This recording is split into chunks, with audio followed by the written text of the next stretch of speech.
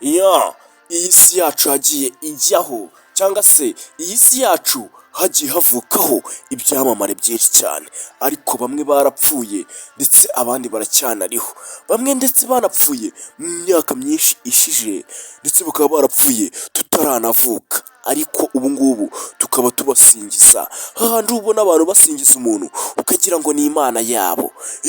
Si mujya mubibona, ugasanga abantu bari gusingiza umuntu ariko ukagira ngo ni imana yabo, kandi atari uko bimeze. Gusa hari abantu bagiye bapfa kera mu myaka myinshi ishije, ariko na n'ubu ngubu ugasanga abo bantu ukagira ngo baracyariho, kandi ku buryo n'umwana uvutse mbega avuga uwo muntu ukajya ubona mbega ari kumutangaza, akamuvuga ukagira ngo uwo muntu aracyariho kandi uwo muntu atakiriho. Reka nkubwire ngo kanda subscribe kuri YouTube channel ya Niramba TV. Iyi channel yacu iri kuzamuka gake gake, mushyiremo akabaraga, noneho mukande kuri share, musharing. Gusa uyu munsi tugiye kurebera hamwe uwitwa ngo ni Tupac Shakur.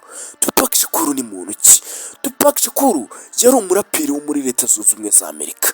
Ubwo nyivuga ngo yari umuraperi, wowe tumenya tayari ko uwo muhanzi atakibaho, yaciye isheni.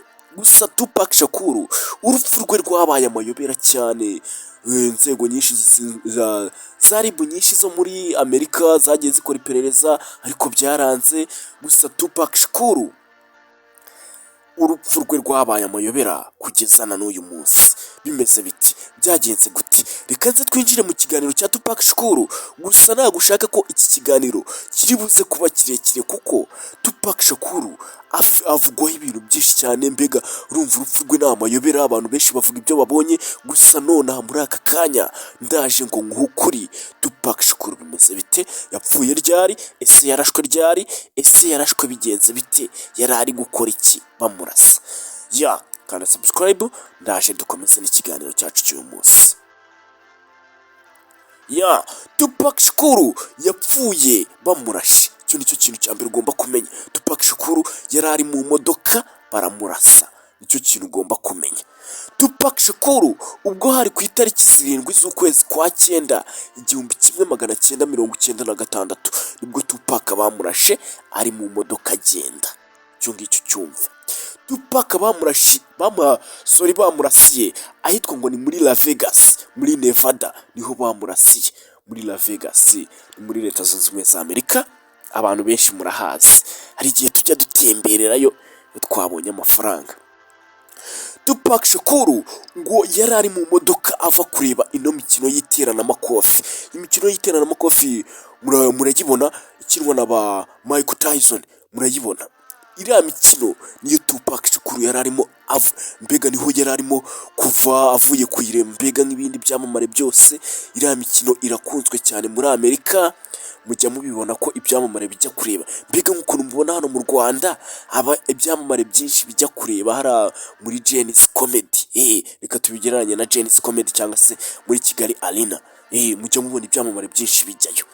N'uyu Tupac Shakur rero yari ari mu modoka ava kwirebera akamaci ka boxing bari baterana amakofi ba Michael Tyson. Mujya mubyumva cyane. Noneho iruhande rwe cyangwa se iruhande rw'imodoka yari arimo agendamo hari undi muntu uri mu modoka. Nyagasani wumve, harimo undi muntu uri mu genda. Nibwo yaje gukurayo icyitwa nk'imbunda, arasa cyangwa se ashyira mu gipimo. Tupac Shakur amurasa mbega amasasu menshi, mbega amurasa ubugira kenshi, akomeza amurasa paka Tupac Shakur acitse intege. Tupac Shakur kuri iyo tariki ya 7 nibwo baje kumujyana ku bitaro, iyo tariki ya 7 z'ukwezi kwa 9.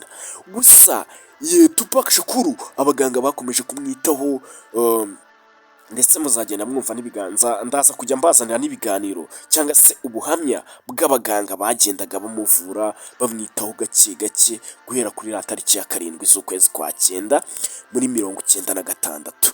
Gusa Tupac Shakur abaganga baje kunanirwa pe, abaganga bamanika amaboko biranga neza. Nibwo Tupac Shakur yaje gushiramo umwuka ku itariki 13 z'ukwezi kwa 9 1996. Nibwo Tupac wacu yapfuye. Tupac wacu nibwo yashije mu mwuka. Abaganga bakomeje kuvuga ko nta kindi kintu cyaba cyarateye urupfu rwa Tupac Shakur uretse ibikomere by'aho wamugize wa nabi yamurashe. Wumve, aho wamugize wa nabi yagiye amurasa, mbega ibikomere yamusigiye, amasasu yamwinjiye niyo yatumye Tupac Shakur aducika atuvamo. Gusa igitangaje nanone Tupac Shakur ni ukuntu afite igikundiro kinini cyane kandi yarapfuye. Indirimbo ze zikaba zikunzwe n'abantu benshi kandi Tupac Shakur yarapfuye. Gusa ibyo nabyo ni ikindi kiganiro nzazana tukacyitaho gake gake, wibanze ukande subscribe. Gusa reka nkubwire ko ikirego cya Tupac Shakur na n'ubu kitarakemuka. N'ubu Tupac Shakur ikirego cye kiracyari mu rukiko, nta muntu n'umwe urashinjwa urupfu rwa Tupac Shakur uretse gukekakeka, mbega nk'undi muntu iyo yapfuye ukuntu bakekakeka, ariko nta muntu uremezwa n'amategeko ko ari we wishe Tupac Shakur. Reka nkubwire ngo ciao ciao, naha mukanya mu kindi kiganiro tugiye kuhatwika muri iyi minsi.